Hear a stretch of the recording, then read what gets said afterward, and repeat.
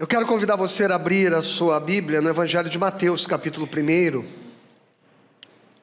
Nós começamos no domingo passado a pregar o Evangelho de Mateus. Pregaremos ao longo deste período do Advento. No domingo que vem, que é o primeiro domingo do mês de dezembro, nós temos o primeiro domingo do tempo litúrgico chamado de Advento. E o Advento é exatamente o período onde nós preparamos o nosso coração para o Natal, simbolicamente para receber o Cristo que vem. E naturalmente, ao falarmos do Natal, nós estamos apontando para a esperança futura da sua vinda. Ele virá, Ele voltará. E o texto que lemos até o verso 17, hoje vamos ler a partir do verso 18. A respeito do nascimento de Jesus Cristo.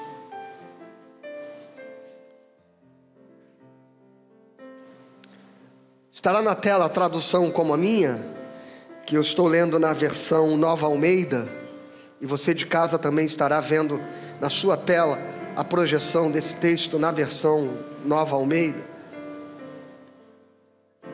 O nascimento de Jesus Cristo foi assim. Maria, sua mãe, estava comprometida para casar com José, mas antes de se unirem, ela se achou grávida pelo Espírito Santo. José, com quem Maria estava para casar, sendo um homem justo e não querendo envergonhá-la em público, resolveu deixá-la sem que ninguém soubesse. Enquanto ele refletia sobre isso, eis que lhe apareceu em sonho um anjo do Senhor, dizendo: José, filho de Davi, não tenha medo de receber Maria como esposa, porque o que nela foi gerado é do Espírito Santo. Ela dará à luz um filho e você porá nele o nome de Jesus, porque ele salvará o seu povo dos pecados deles. Ora, tudo isso aconteceu para se cumprir o que foi dito pelo Senhor por meio dos profetas. Eis que a virgem conceberá e dará à luz um filho, e ele será chamado pelo nome de Emanuel. Emanuel significa Deus conosco. Quando José despertou do sono, fez como o anjo lhe havia ordenado e recebeu Maria por esposa. Porém não teve relações com ela, enquanto ela não deu à luz um filho, a quem pôs o nome de Jesus. Amém? Pai, fala conosco nesta manhã, nos oriente, ilumine, nos guie pela Tua palavra, de modo a que ela toque os nossos corações e nos abençoe. Em nome de Jesus, amém.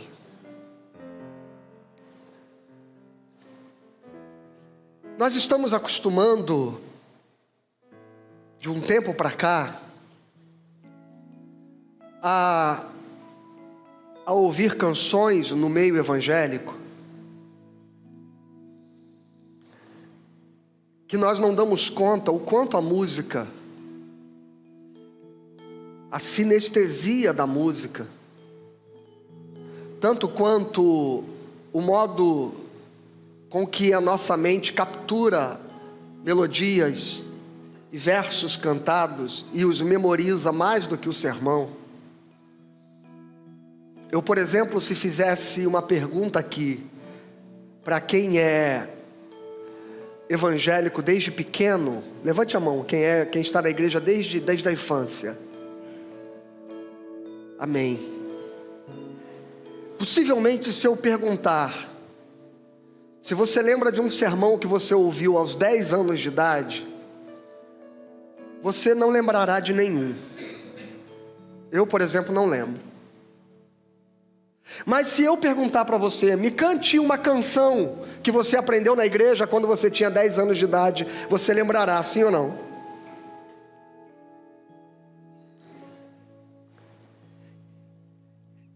Isso nos leva a reconhecer, a testificar, a atestar o quanto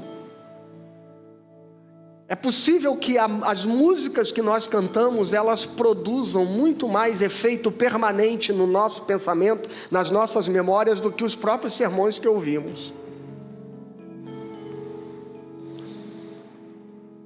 E a gente não percebe o quanto é possível se moldar o pensamento de um povo a partir de canções. Todos os grandes movimentos de libertação ou revolucionários da história foram embalados por alguma canção. Toda grande transformação política, social, foram embalados por alguma canção. E a gente não lembra do que as pessoas disseram. Eu tenho certeza que pouca gente lembra de alguma coisa que o Brizola disse, mas todo mundo lembra da música lá, lá, lá, lá, lá, Brizola, todo mundo lembra. Todo mundo lembra de alguma canção. Os italianos certamente lembram da canção do Partigiano. O Partigiano, ele era muito... La bella ciao, bella ciao, bella ciao, ciao, ciao. Porque esta música embalou o movimento de transformação da Itália, de resistência. As canções, elas vão moldando o nosso pensamento. Elas vão forjando uma cultura. Elas são um reflexo da cultura e elas são motores de produção de um pensamento cultural. E é por isso que é muito estranho, né? Eu estava assistindo um programa de TV com a Margarete esta semana e tinha uma certa figura da música cantando. Ruim demais. E a Margarete me contou dele falando de como ele estourou para a música, gravou uma música no YouTube, sei lá, no TikTok, e aí bombou e viralizou. E você ouve a figura cantando e você diz assim, não é possível, gente. Para a nossa geração, né, que cresceu com Gil, Caetano, Djavan, né? É difícil demais a gente ouvir as letras e os cantores que a gente ouve hoje. Mas a gente vai vendo que esta coisa rasa, ela vai moldando uma cultura. A moralidade, ela vai sendo forjada a partir das expressões culturais. E a espiritualidade também. E a nossa espiritualidade foi sendo corrompida e transformada na nossa mente aos poucos, sem que a gente percebesse, através das canções que começaram a embalar os cultos evangélicos nas últimas décadas. Nós deixamos de ser cristocêntricos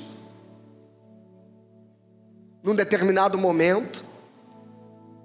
Eu lembro que mesmo no período das comunidades evangélicas, havia uma preocupação nos ministros de louvor daquele momento da história da música evangélica brasileira, e foi um momento onde eu estava começando a ministrar na igreja e participei de muitos encontros e congressos.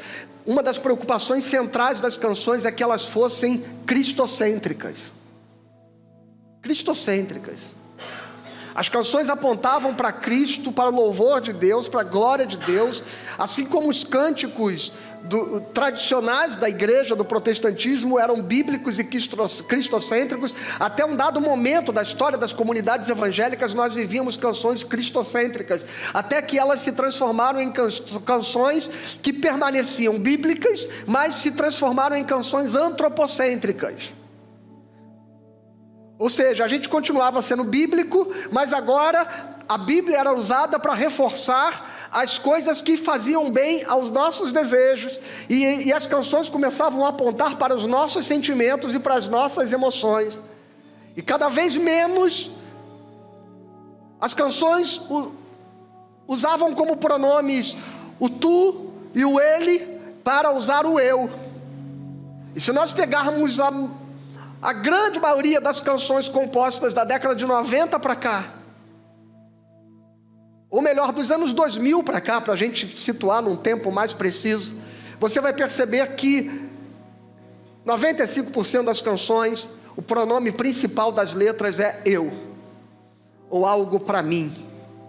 E mesmo quando eu falo de Deus, é um Deus que existe para produzir em mim algum efeito, ou para atender alguma necessidade. Então nós tiramos Cristo do centro e colocamos a nós mesmos no centro das canções.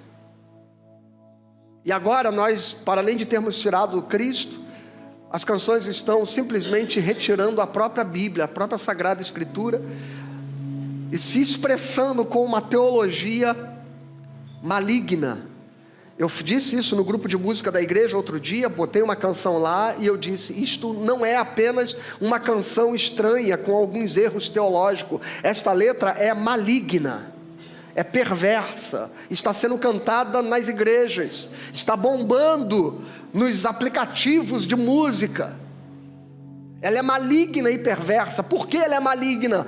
Porque ela torce a palavra de Deus, ela torce o propósito central das nossas canções e da nossa adoração, que é adorar a Deus e glorificá-lo, para uma exaltação do homem.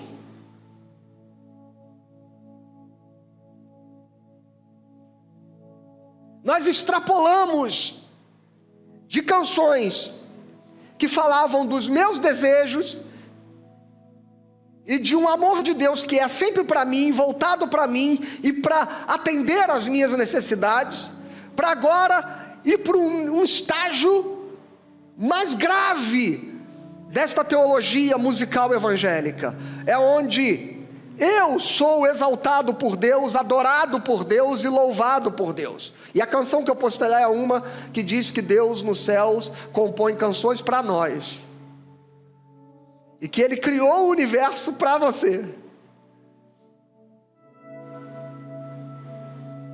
Isso, especialmente para nós que somos cristãos calvinistas, porque se eu resumir a teologia de João Calvino em uma frase que a defina, qual seria? Qual seria?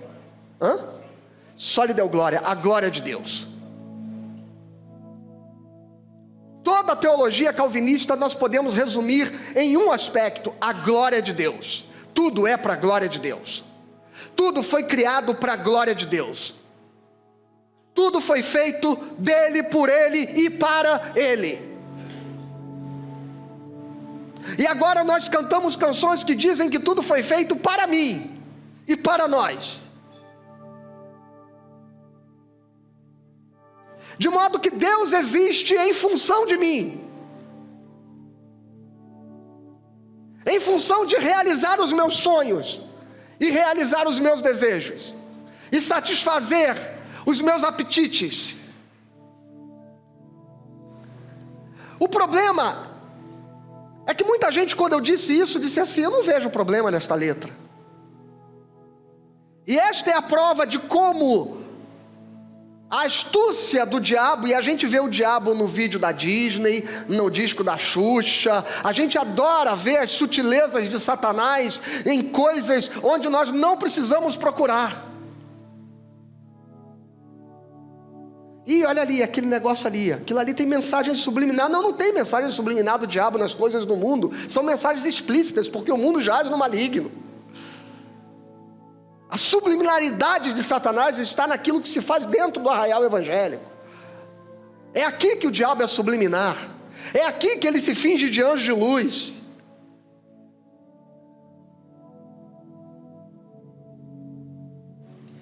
E nós fomos tendo a nossa consciência anestesiada. Já ouviram e já viram a experiência do sapo na água fervendo?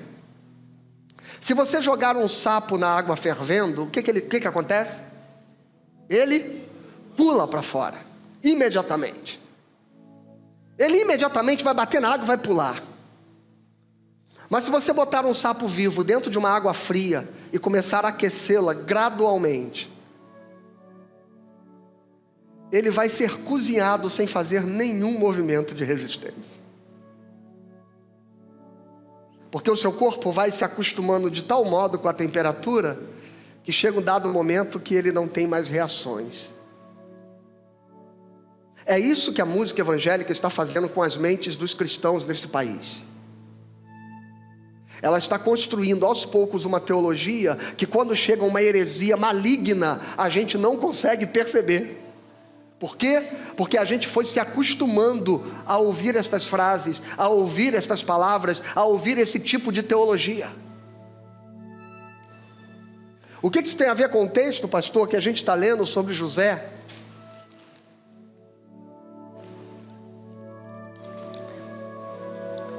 O que tem a ver é que eu não gostaria de estar no lugar desse cara.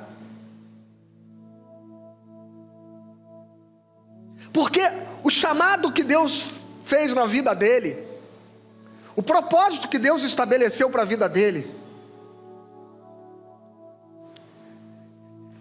é algo que nenhum de nós tem como sonho e propósito de vida. Não faz parte do ideal de felicidade de ninguém. Você está noivo de uma moça, e naquele tempo os casamentos eram acertados entre as famílias, e Maria devia ter em torno de 15 anos de idade nesse tempo, de 15 para 16 anos, e ela já está prometida e comprometida a se casar com José. E de repente, tem um bochicho rolando no meio da família, e essa notícia chega a José. Imagine que Maria mora lá no seu bairro, José no seu bairro, eles estão habitando na mesma casa. Maria mora com a sua família, ela só está prometida a José, e José segue a sua vida. Há quem discuta se José já teria alguma outra esposa, ou se já teria outros filhos antes da sua união com Maria. Não se sabe. A Bíblia apresenta irmãos de Jesus, e há quem defenda que esses irmãos de Jesus são filhos de José com uma outra esposa, e naquele tempo a gente sabe que os homens poderiam ter mais de uma esposa, ou se são filhos posteriores de José com Maria, porque o texto diz que ele não se deitou com Maria enquanto ela não deu à luz. Essa é uma informação importante.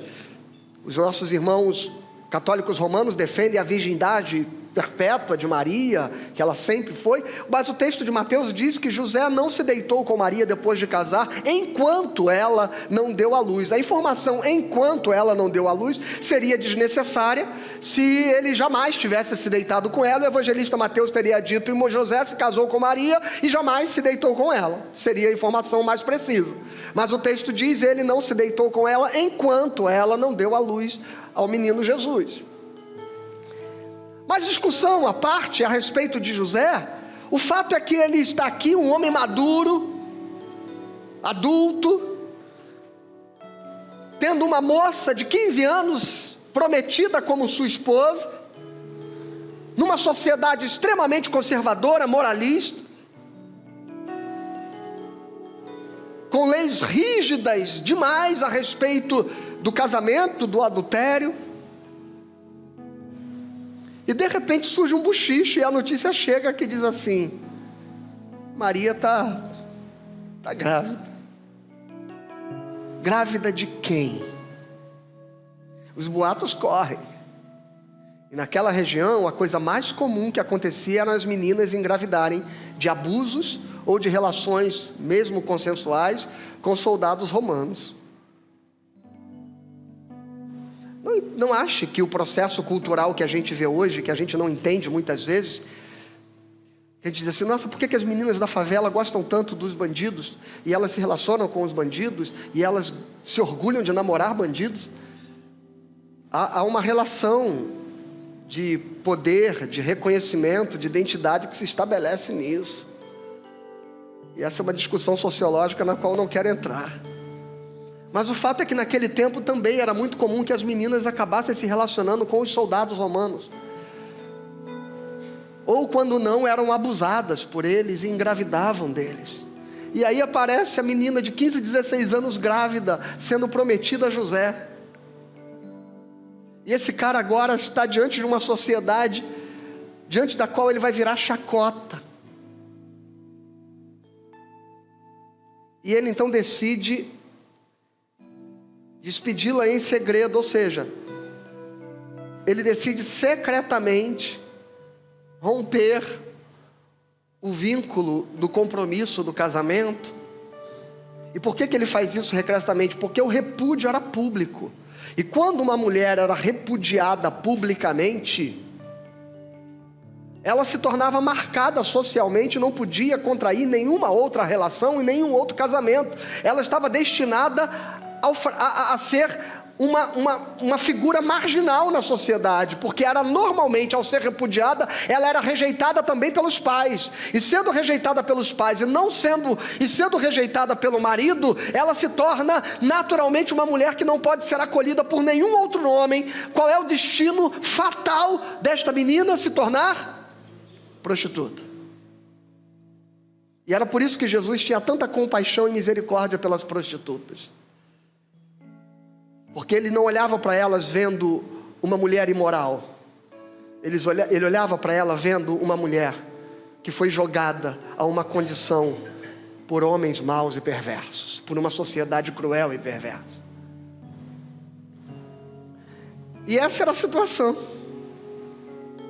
Aí esse cara dorme, tem um sonho, e Deus, através de um anjo, diz para ele: você não temas receber Maria como sua esposa. Irmãos, parece simples isso, né? O anjo falou, agora eu estou tranquilo. Não, porque só quem teve esse sonho foi você. Toda a comunidade do bairro onde você mora não teve o mesmo sonho. E para toda a comunidade você vai receber uma menina que engravidou do soldado romano. E o filho que você vai criar é de um soldado romano, é um bastardo qualquer.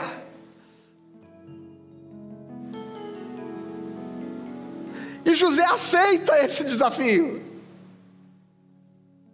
Ele diz sim aquilo que Deus está propondo para ele. O sim de José, irmãos, porque a gente não olha muito para esta figura, né? Os evangélicos especialmente, que são tão preconceituosos com a questão dos santos, e aí jogam no lixo quando se fala de São José, de Maria, e a gente trata com um certo desdém. José é uma figura para a gente olhar, para nós homens, para nós seres humanos olharmos e dizer: eu preciso aprender com a santidade deste homem, com a obediência dele, com a grandeza, com a grandiosidade do coração desse homem. A questão é que o sim de José, pastor, o que isso tem a ver com aquela história da música? É porque nas canções e na teologia que a gente vive hoje, Deus está no lugar daquele que realiza e satisfaz os nossos sonhos, que tem planos para nós, que são planos que vão nos fazer felizes, que vão nos honrar. Mas José diz sim a um chamado que não trará a ele nenhum lucro, senão apenas vergonha. Quem dos cristãos da atualidade está disposto a dizer sim para Deus,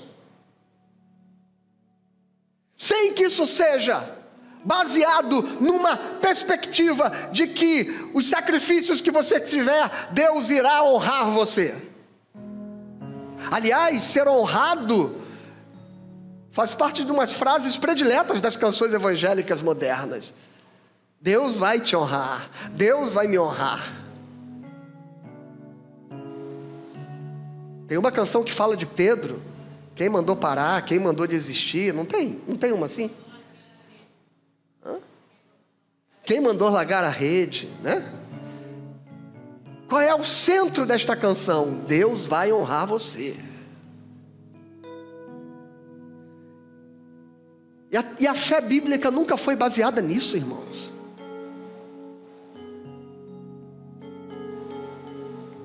Os humilhados serão exaltados. Tem gente que tem essa frase como mote, bota no Facebook, no Instagram.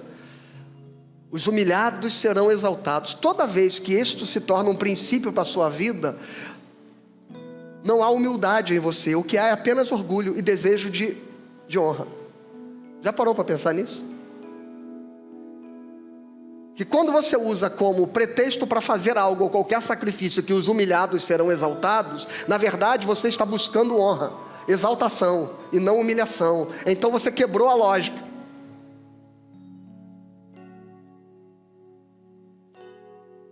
Para pensar nisso, viu? Eu vou abrir mão aqui porque Deus vai me honrar. Então, na verdade, o que você quer é honra, e não a humildade da cruz de ser cristão. Presta atenção. O sim de José me ensina algumas coisas que são fundamentais. A primeira coisa está aqui, no versículo 18. O nascimento de Jesus Cristo foi assim. Maria, sua mãe, estava comprometida para casar com José, mas antes de se unirem, ela se achou grávida pelo Espírito Santo. José, que não sabia ainda que era do Espírito Santo, com quem Maria estava para casar, sendo um homem justo e não querendo envergonhá-la em público, resolveu deixá-la sem que ninguém soubesse. Primeira lição que este homem me ensina, a gente conversava sobre isso essa semana, né, Eduardo? Aquilo que o outro me faz não determina como eu devo reagir. Aquilo que o outro me faz não determina como eu devo reagir.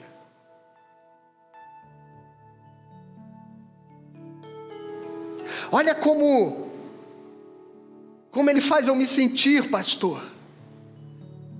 Ele faz você se sentir assim? Não, você se sente do jeito que você quiser se sentir. Mas olha o que ele disse é problema dele. O que você faz com o que ele disse, aí é problema seu.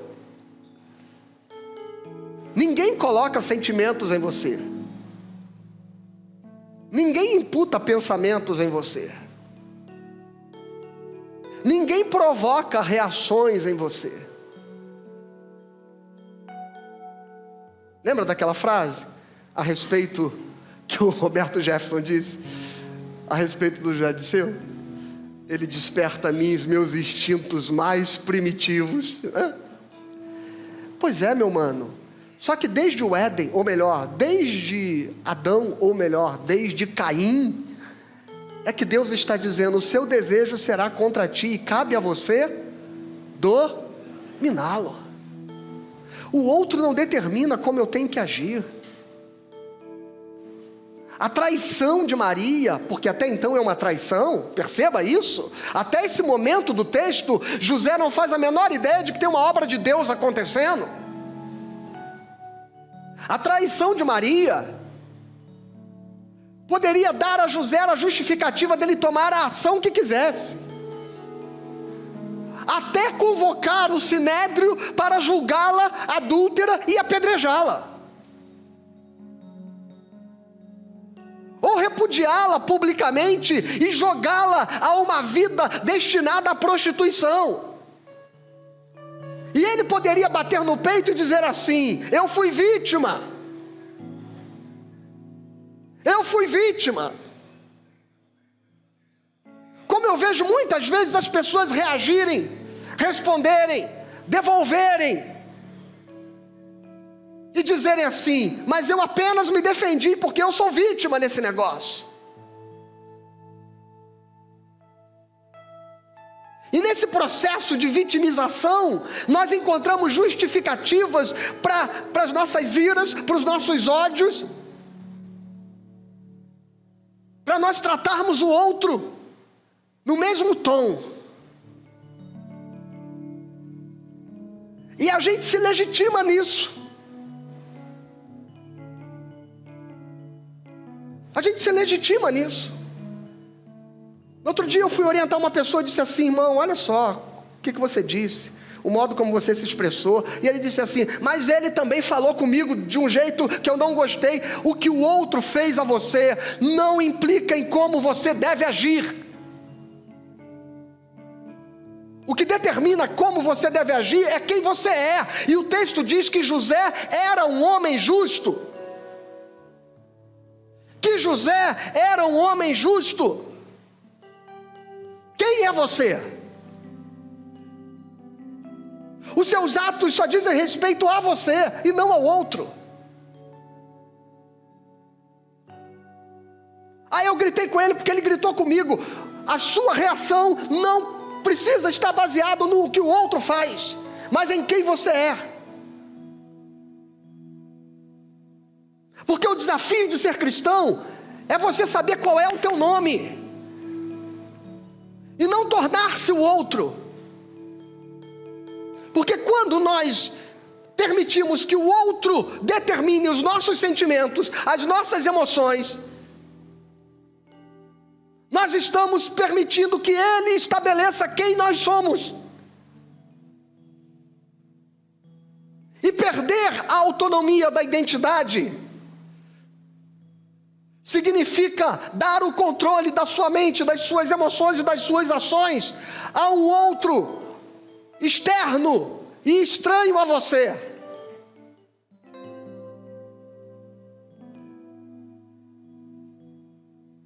Isso é diabólico. Porque a gente se preocupa tanto com as questões do demônio, do diabo, de Satanás, como um ente espiritual. E a gente esquece que qualquer coisa que tire você do controle da sua própria autonomia e da sua identidade é um ente estranho controlando a sua vida.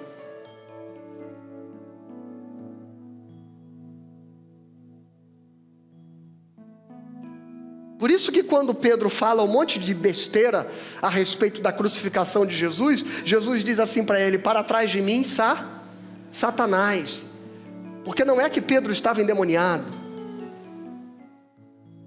mas é porque ele estava tomando ações precipitadas, baseado em emoções fugazes,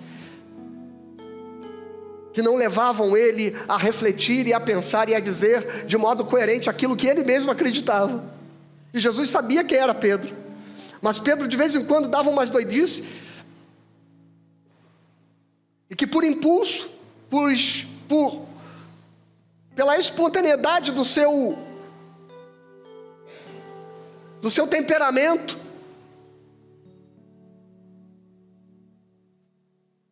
ele falava o que vinha na cabeça, reagia conforme os estímulos. E se o soldado vem prender Jesus, ele reage sacando a espada e atacando. Quem é você, meu irmão? Quem controla o seu pensamento, suas ações, suas reações, suas palavras, suas emoções, seus sentimentos?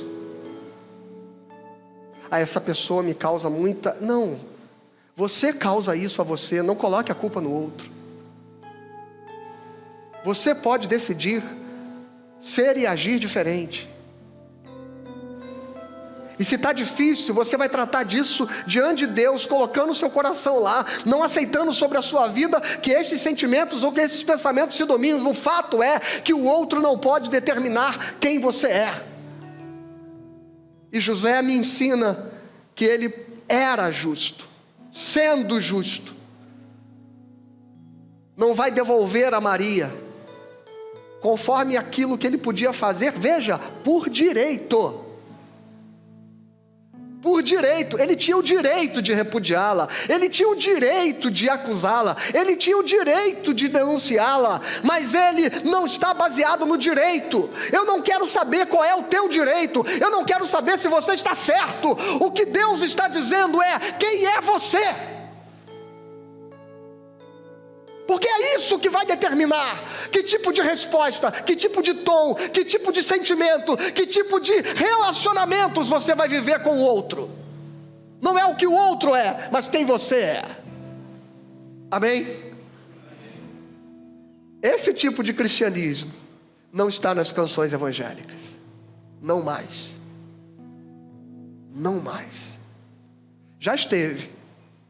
Quando a gente cantava: É melhor esperar em Deus. É melhor esperar no Senhor. Vale a pena sofrer, porque tudo Deus vê. Quanta angústia passando estou. É melhor esperar em Deus. É melhor esperar no Senhor. Sofrendo ou chorando, eu sei, vale a pena esperar no Senhor. Houve um tempo que era isso que a gente cantava. Hoje a gente canta que é hoje. Chegou a minha hora, chegou a minha vez. Eu declaro, eu determino, eu tomo posse. E essa é a teologia de hoje. Não tem mais lugar para a gente sofrer como cristão na teologia evangélica. Esse discurso não enche igreja. Esse evangelho não enche igreja. Esse evangelho não faz ninguém se levantar daqui hoje, embora dizer assim, eu sou o cara, sabe? Porque há determinados cultos que a gente sai igual eu saía quando eu ia para o cinema, para o Madureira 3 ali em Madureira, ver o filme do Rambo, sabe? 48 quilos de osso puro, 1,62 m de altura, e a gente saía do cinema assim. Se alguém mexesse com a gente... Porque a gente achava que a gente era forte quando a gente via o filme do Rambo. Era só eu que era doentinho assim? Ou qual dos homens tinha o mesmo sentimento quando saía do filme? Ah, daqui, alguns sinceros levantaram a mão. Tem uns mentirosos aqui que estão escondendo o jogo. Hã? Já nem precisa do filme, né? Já se acha, né? Então a gente sai de determinadas reuniões cheio de si. O evangelho, irmãos, desconstrói a gente. O evangelho é esse que desmonta a gente. O evangelho verdadeiro é aquele que me faz sair de cada culto envergonhado e não cheio de mim mesmo. A segunda coisa que José me ensina é que enquanto ele refletia sobre isso, versículo 20, enquanto ele refletia sobre isso, você pode ler essa frase? Enquanto ele, por mais que você, só essa frase, por mais que você tenha sido agredido, o cristão não age por impulso. As suas ações são ações refletidas.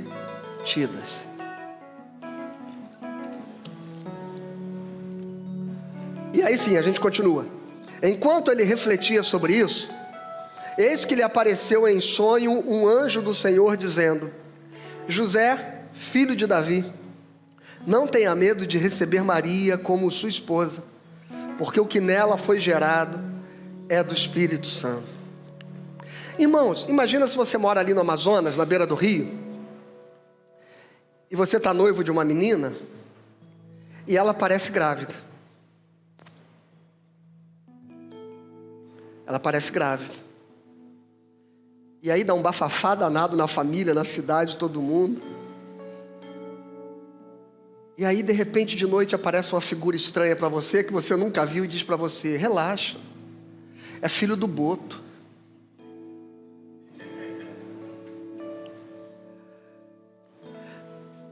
Porque a cultura do norte do país diz que o Boto sai do rio, né? Se transforma num homem bonito, se deita, seduz as meninas e depois ele volta para o rio. Imagine isso, é filho do Boto. E aí você vai aceitar esse negócio.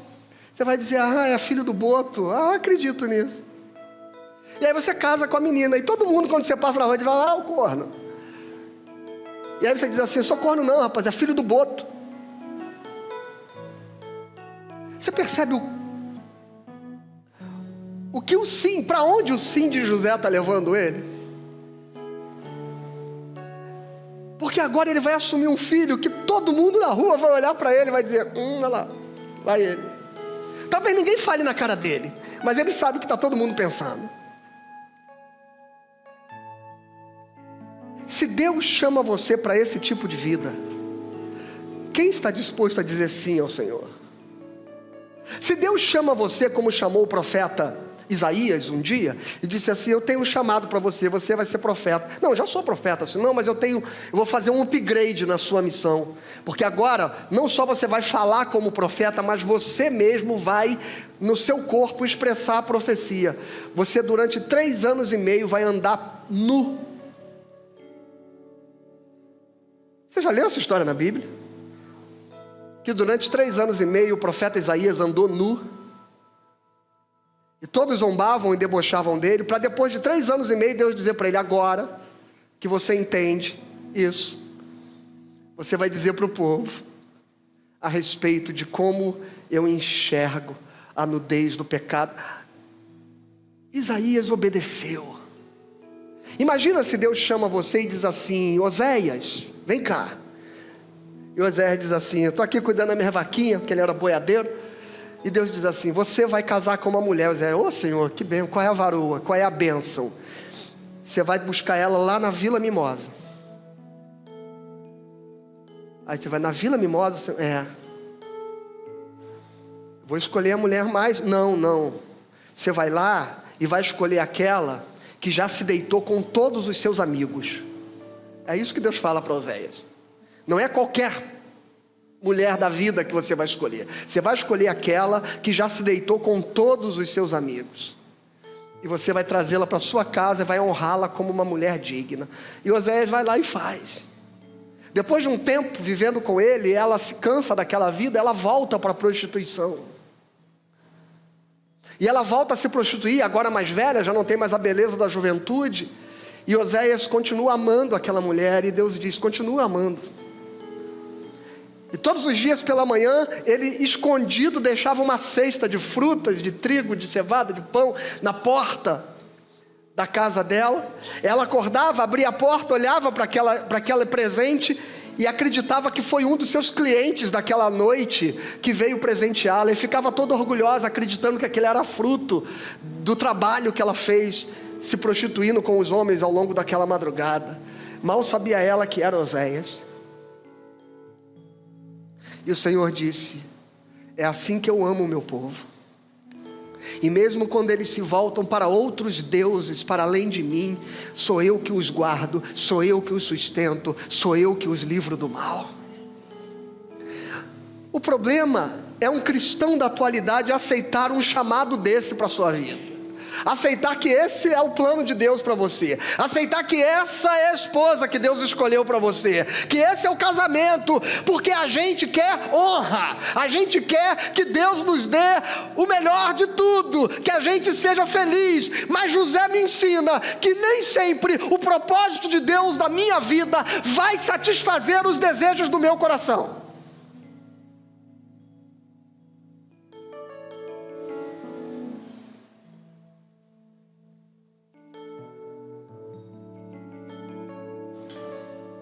A gente inclusive traduz muito errado um texto que diz assim: agrada-te do Senhor e Ele fará aquilo que deseja o seu coração. A tradução correta seria: agrada-te do Senhor e Ele satisfará os desejos do seu coração. Ele, o Senhor, satisfará os desejos do seu coração. Não é que Ele vai fazer as coisas que você deseja que Ele faça para que você esteja satisfeito. É que Ele será a satisfação do teu coração.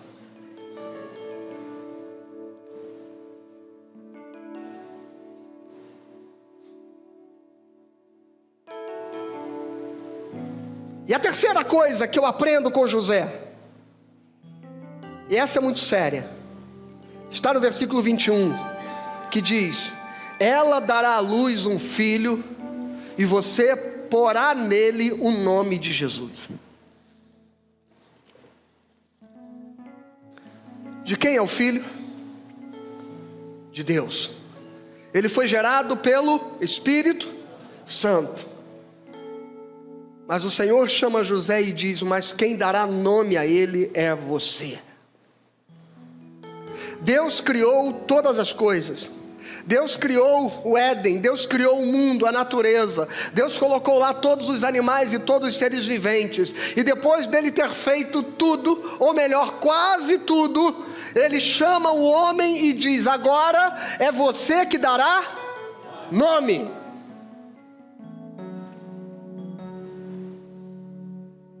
Quando Deus diz que você dará nome à obra que é dele, ao projeto que é dele, ao plano que é dele, o que ele está dizendo é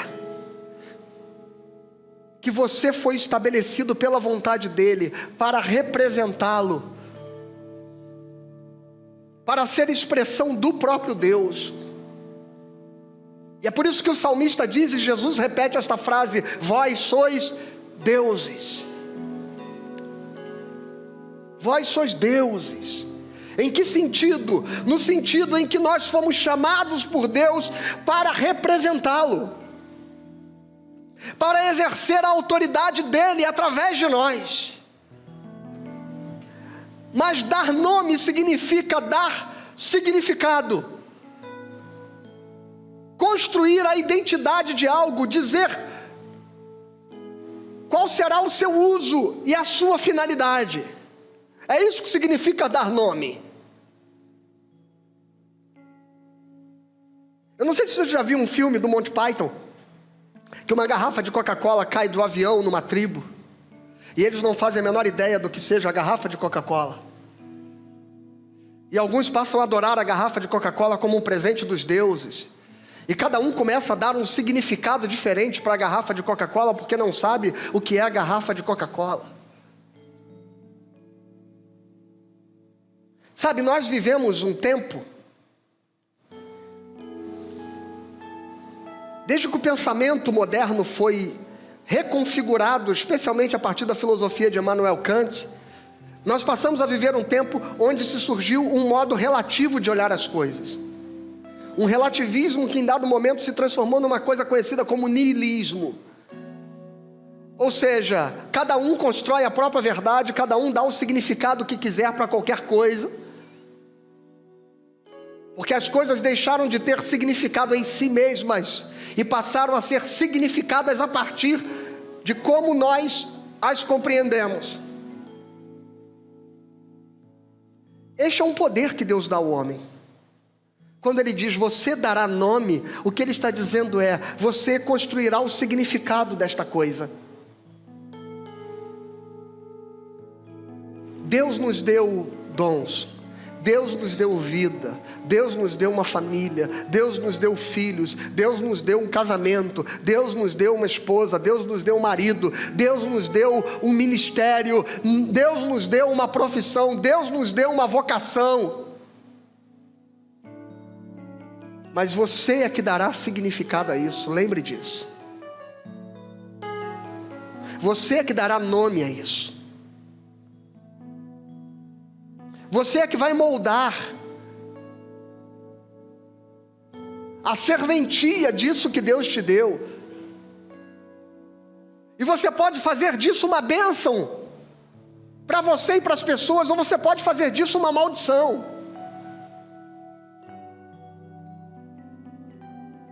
Porque pode ter certeza, Jesus só se tornou o homem que foi, não é porque ele era Deus. É porque, como qualquer criança normal, ele foi educado e criado por pais que deram significado à sua existência.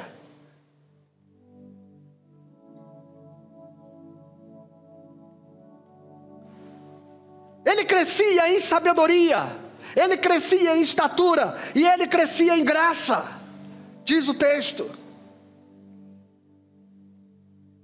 Como qualquer outra criança, ele precisava ser educado, exortado, repreendido. Ah, Jesus era perfeito. Não, ele foi tentado em todas as coisas. Ele teve todos os apetites humanos, irmãos. Ele teve todos os desejos humanos. Ele teve todas as inclinações humanas. Ele quis morder o colequinha na sinagoga.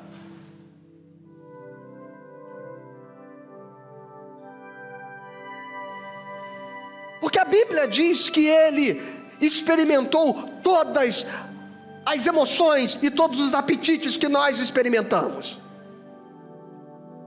Ele quis descer da cruz, ele quis abandonar o ministério, ele quis em dado momento aceitar a proposta dos fariseus de se tornar um homem relevante e importante politicamente. Ele nunca quis isso não, pastor. Sim, quis. Nós só somos tentados naquilo que efetivamente encontra lugar nos nossos pensamentos. Jesus foi tentado pelo diabo, mas não se não houvesse nos seus pensamentos alguma coisa que fosse uma porta de tentação. Porque o texto da Bíblia diz que ninguém é tentado por Deus, mas nós somos tentados pelas nossas próprias concupiscências. A santidade de Cristo foi uma santidade de alguém que fez escolhas a todo momento. Não foi a santidade de alguém que não era tocado pelo mal, ou que não se sentia afetado pelas tentações. Não era a santidade de alguém que não se sentiu provocado pelos desejos. Porque se fosse assim, se a santidade de Jesus fosse algo inerente a Ele, e que não houvesse nele a capacidade, a inclinação ou a potencialidade de ser tentado, Ele não poderia ser o nosso Salvador. Porque nós não poderíamos dizer que Ele venceu. Ninguém vence algo contra o que não lutou. Amém? Ele só venceu porque Ele lutou contra todas as coisas que nós lutamos e prevaleceu. Por isso Ele é vencedor. E por isso Ele pode ser o nosso Salvador. Mas para chegar a este lugar, Ele recebeu, claro, o Espírito Santo de Deus, mas recebeu a figura de um pai, que Deus disse para este pai: este menino é de Deus e é fruto da obra do Espírito Santo, mas você será o pai dele, você dará nome a ele. Seja qual for a tua vida, o teu ministério, teus dons, teu propósito, tua profissão, tua família, teus filhos, teu casamento, cada coisa que Deus colocou nas suas mãos pertence a Ele, mas compete a você dar significado a isso. As coisas não acontecerão por si mesmas. Não será uma bênção porque se é de Deus será bênção. Não. Você pode destruir presentes de Deus se você der o nome errado às coisas que Deus colocou nas suas mãos, para que você seja responsável por elas. É isso que significa dar nome.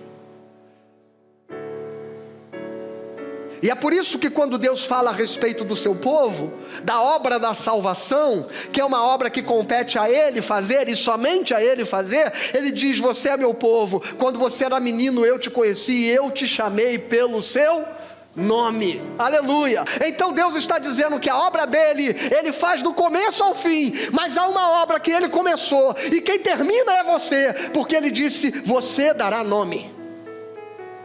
Você dará significado à sua vida. Você será uma bênção se decidir agir como uma pessoa abençoada. Você terá uma família abençoada se trabalhar por ter uma família abençoada. Você terá uma vida que abençoará pessoas se você aceitar e significar a sua vida para que ela seja lugar de bênção. Senão, tudo, mesmo que seja o melhor de Deus para você, significará destruição para a sua vida. Saúde, dinheiro, seja o que for. Por melhor que seja, nós somos capazes de destruir, porque Deus nos deu a responsabilidade de dar significado às coisas. E essa foi a missão de José. Esse foi o sim de José. Não é dizer: Senhor, está nas tuas mãos, é teu filho. Não. Senhor, está nas tuas mãos, é a tua obra. Não está nas mãos de Deus. Deus disse: você dará nome.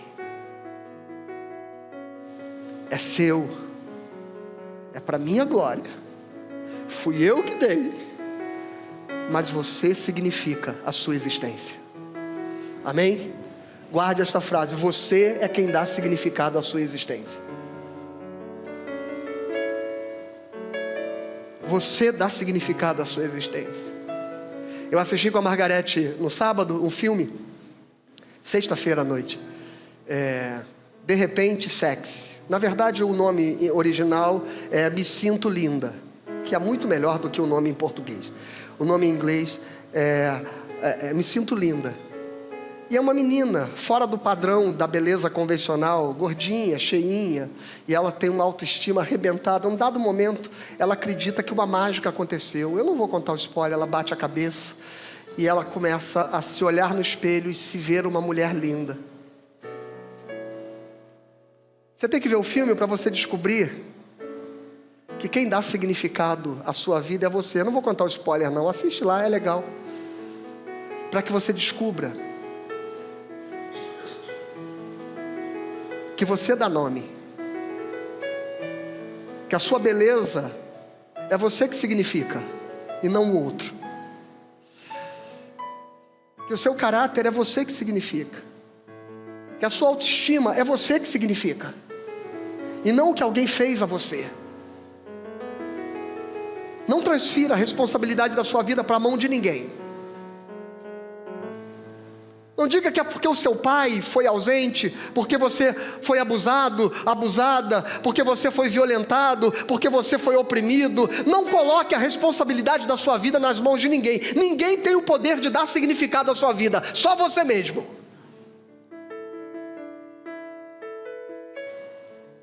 E nem transfira esta responsabilidade para Deus.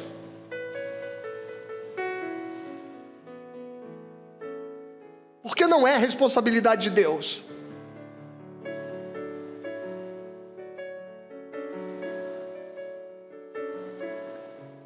Às vezes Deus dá tudo para que você seja feliz, mas você continua enxergando a vida com olhos escuros. E Jesus diz certa vez: se os teus olhos forem bons, todo o seu corpo será luz. Mas se os teus olhos forem maus, todo o seu corpo será trevas. E se a luz que há em você forem trevas, quão terríveis serão essas? Então é você que ilumina ou apaga a sua existência. Você escolhe.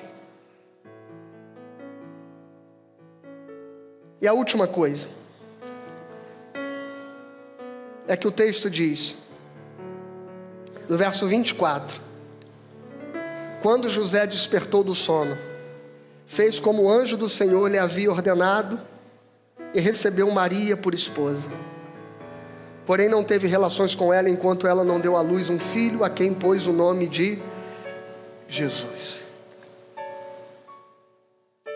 Não, eu não quero cantar aquela canção que diz que Deus vai ressuscitar os meus sonhos. Eu quero cantar uma canção que diga que eu vou me submeter e obedecer os sonhos que Deus me der. Os sonhos de Deus para mim são esses que eu quero. Eu não quero que Deus ressuscite os meus sonhos. Eu quero que Ele os sepulte, que Ele os enterre, que eles não permitam que a minha felicidade esteja baseada nos meus desejos. Mas eu quero sonhar os sonhos de Deus. E mesmo que Ele me diga para escolher e para aceitar Maria como minha esposa e correr o risco de viver sob os olhares suspeitos de todos ao meu redor, eu vou aceitar esse desafio, porque são os sonhos de Deus, e os sonhos de Deus são o melhor para mim.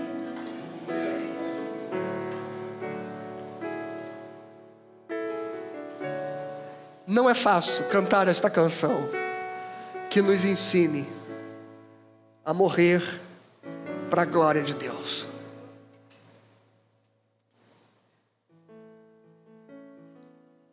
Eu não sei quanto a você, mas eu vou sair daqui desse culto hoje muito perturbado na minha alma, muito angustiado no meu coração. Mas é assim que é bom, porque é isso que vai me oportunizar, me mudar e me transformar numa pessoa melhor do que eu sou hoje.